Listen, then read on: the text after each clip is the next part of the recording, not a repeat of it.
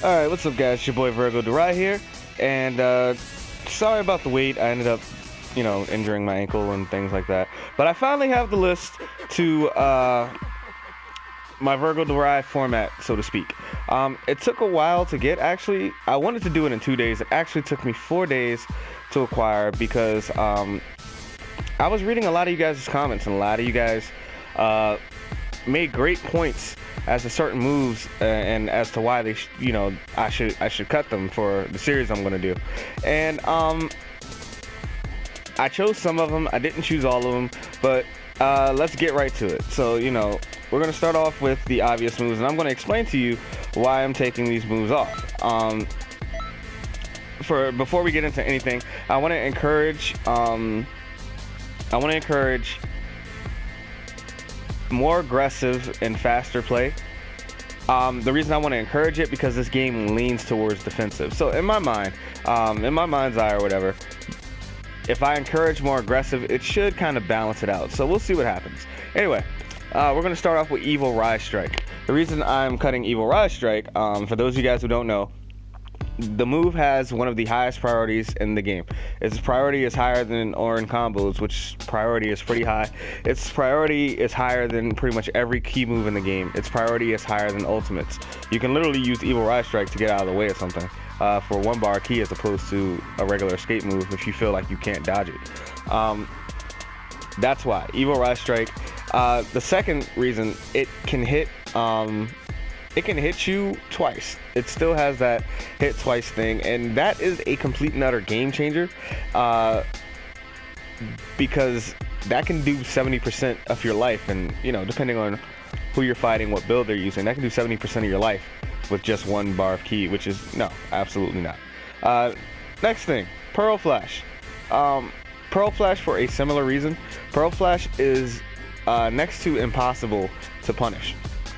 Even if you're using a Key Blast character, the distance that your opponent gets away from you and the amount of recovery time that they get on that move basically doesn't allow them to be punished. They can use it as a poke, but it still does a lot of damage. And then there's the issue that, once again, it also can hit twice.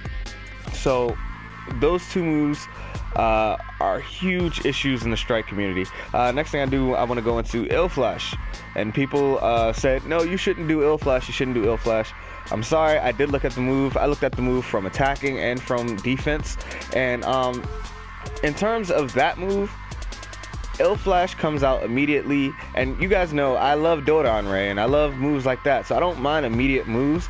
But that move, because of the way that it goes, if you don't get a extremely hard read on the Ill Flash, then you're not going to counter the opponent. Literally, against someone who's not just sitting there spamming it or using it in certain situations, it's impossible to dodge because you don't know when they're going to use it, which ends up affecting both players' play. No one wants to get hit with that Ill Flash. Not to mention the damage that it does for an immediate move is absolutely ridiculous. So yeah, I can't support Ill Flash being in my format. Next thing I want to go with Rebellion Spear.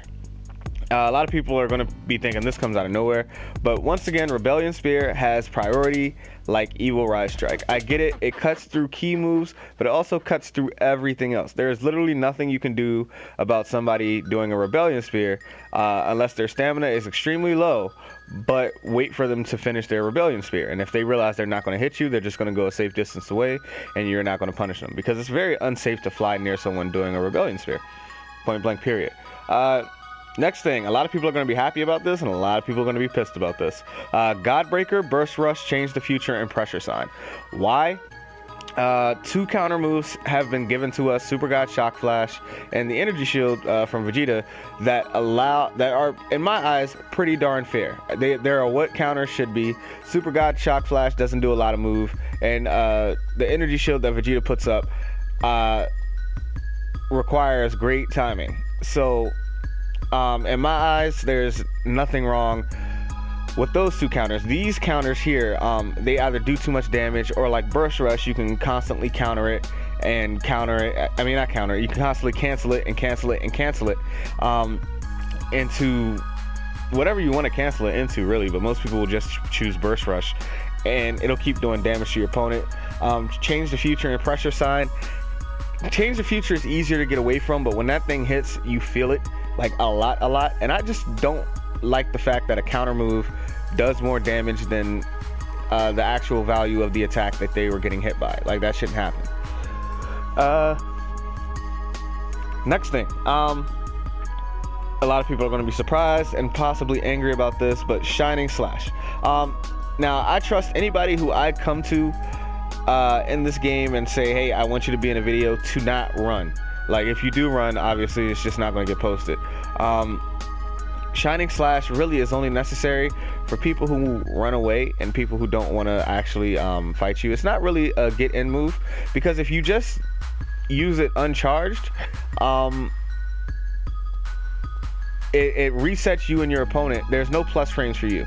It resets you guys at the same point. So the smartest thing to do after that is to use your distance and move away and reset. So to avoid that from being used too much, and to avoid melee characters having that much of an advantage over Ki Blast characters, I took off Shining Slash. A lot of people are going to disagree with me, but like I said, I believe anybody in the series that I'm going to be doing will not be running, so there's no need for Shining Slash.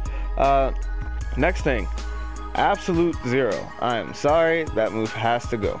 Like, that move, no, absolutely not. Absolute Zero. If you don't know why I'm taking off Absolute Zero, I'm not even going to tell you why I'm taking off Absolute Zero. But if you don't know why I'm taking off Absolute Zero, then, you know, you're part of the problem in Xenoverse right now. Super and Hyper Drain. A lot of people are going to question why I'm taking off Super and Hyper Drain. The reason I'm taking those two off is stamina. Stamina in this game is way too important to have somebody taking 3 bars of it at any given time. I'm sorry. It's one thing if you were taking 1 bar of stamina, but like, I don't care how much ki you take from somebody, but taking someone's stamina, all of their stamina, especially with some of the combos that are out with those moves, with, you know, you can combo in a Super Drain and then, you know, do more of a combo back into Super Drain, and how much stamina recovers, the slow rate the stamina recovers at, those moves, in terms of stamina absorption, those moves leave your opponent severely at a disadvantage unless they're like Scala and have 10 bars of stamina. Let's say I'm using Libra though and I only got 5 or 6. You take away 3 when I've only built up, you know, 4 bars. Like, man, I'm completely and utterly disadvantaged. Libra's not a stamina character. You know, Scala is, so she's not as disadvantaged. But even then, when you take the stamina away, when you actually just physically take my stamina away, and during the last few bars, like, no, absolutely not. I am not really a big fan of free damage that you did not set up for, and a lot of times I feel like, you know, I was sending too much Absolute Zero or Dragon Burn into stamina drain. You know, people were just really pressed to get that, because once you get a stamina drain on somebody, and shout out to people who don't know how to do this yet, but once you get a stamina drain onto somebody and you've taken their stamina completely, all you got to do is just catch up with them and keep comboing them into the stamina drain, which is a GG, right? You see a lot of people just do Shining Slash and stamina drain. So I'm getting the stamina drain out of the way. Next thing, I saw a lot of people ask me about Emperor's Death Beam. I am keeping that move. You can avoid it. It's plain and simple. It does a lot of damage, but you shouldn't be getting hit by it. But the ultimate I will get rid of is Dual Destructo Disc. Dual Destructo Disc, because it still has those super armor frames, those stagger frames that are, you know, nigh impossible to get through. So Dual Destructo Disc is the one move that I'm getting rid of. That is it. The next thing, Shine Shot. For those of you guys who haven't experienced this, Shine Shot is a great move. However, it can be a move that can be abused like crazy in order to punish your Snap Vanish when you're getting attacked, but it doesn't come at a cost because of the way it moves. Literally, you know, the person will punch you 2 times and then Shine Shot, and you'll deal with that the entire game. And to me, that's a evil strategy, and not an evil strategy as in, oh man, that's so good, but it's something that's clearly spammable. You can punch somebody twice to get that 1 bar of ki, and then Shine Shot just to punish their Snap Vanish. So they would have to snap vanish late, which would throw like pretty much timing off of everything. You get another mind game that your opponent does not have. You get an entire new level of mind games, and I don't think any type of response really in this game is prepared for that punch shine shot thing right there. And you can even cancel, you know, you do a move such as Gigantic Omega and then canceling the shine shot, you know, things like that. Super Dragon Flight, canceling the shine shot. It becomes a move where you can just punish your opponent and get in like a little extra damage for pretty much nothing. And you can't punish that move because of the way it moves. And your opponent has the option of going left or right. You really can't punish that move. Next up, let's see, fighting pose F. A lot of people were saying go after all the fighting poses. I'm only going after F because of the fact that I don't want it mixed in with anything that gives you super armor, because it takes away from just your stamina and not your health. I'm not a big fan of healing health, and I'm not a big fan of armor for your health. You know, I get in this game we have guard armor, but when you just have sitting guard armor for nothing and you have 10 bars of stamina, I'm sorry, that we've stepped into the realm of cheap here.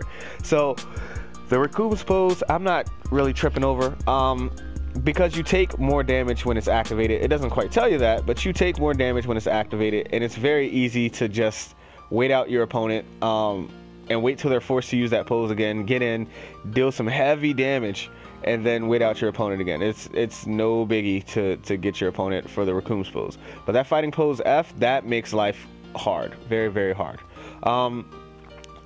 Next thing I want to get into, neither Kami nor Piccolo. In this game, I wanted to avoid giving races advantages. So in this little series that I'm doing, so neither Kami nor Piccolo gives a Namekian an advantage.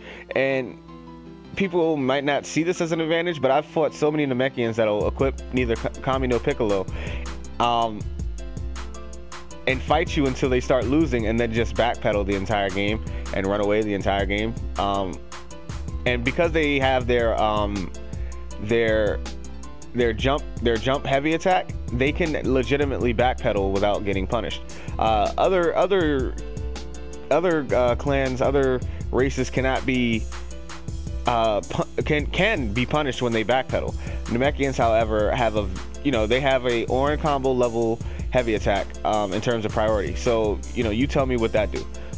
It's very hard to get around that, so I had to get rid of neither Kami nor Piccolo because that gives them a strict advantage. Next thing is well, actually no, let me go with the races.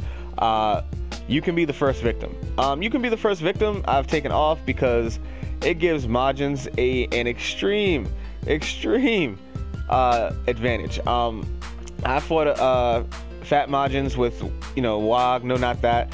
I mean, not walking them with you can be the first victim on. I fought them with defensive Z-Souls on, and with those defensive Z-Souls, combined with the Majin's natural defense, and maybe even combined with a pose or two, I was using Scala, doing 50 hit combos and doing 10% of their life. That can't happen. I can't have a series like that where there's clearly a character that doesn't have to attack as much, that doesn't have to do much of anything in order to win. You don't even have to use your stamina bar. You can wait until your opponent just gets tired of comboing you. Like, you're not going to get comboed to death on a fat Majin using all of these defensive abilities. So I had to get rid of that. And last but not least, Wog, no, not that. A lot of people won't even know about this Z-Soul, but it basically, once your health gets to a certain point, it basically allows you to spam your Z-Soul. And I mean, not your Z-Soul, it allows you to spam your evasive move like over and over again for free, like for complete and utter free. And like I said earlier, I want to promote more of an aggressive playstyle as opposed to the defensive one that this game actually promotes. And that right there is like a huge amount of tomfoolery that I just disagree with. Like, you're about to die, so you get to spam your escape move over and over again, giving you the advantage over and over again, no matter how many times you mess up over and over again. So I am absolutely not with that. So that was the list, guys. I hope you enjoyed the list. If you didn't enjoy the list, put down what you think I should change. Put down if you're mad at me. Put down if you're happy with it. Just let me know. In order to give you guys kind of an idea what series that I'm going to be doing, I'm going to let you know one of the series right here. Me and Thundershot are going to be picking up 6 people, dividing them into 3 teams, and seeing whose team wins. Meanwhile, me and Thundershot are going to commentate that. So me and Thundershot are going to collaborate on that. I just got to get the 6 people down, and we are going to push that series out for you. I don't know what I'm going to call that series yet, but I hope you guys are excited for it. And you know, these are going to be the rules in the series. So we're going to pick some really good players, and hopefully there are going to be some really entertaining matches. So yeah, like I said, like, comment, subscribe, guys. Put your comments below in the section. Put your comments below in the section below. Yes, do that. And as always, my life is a chip in your pouch, like groceries. Peace out. My ankle hurts.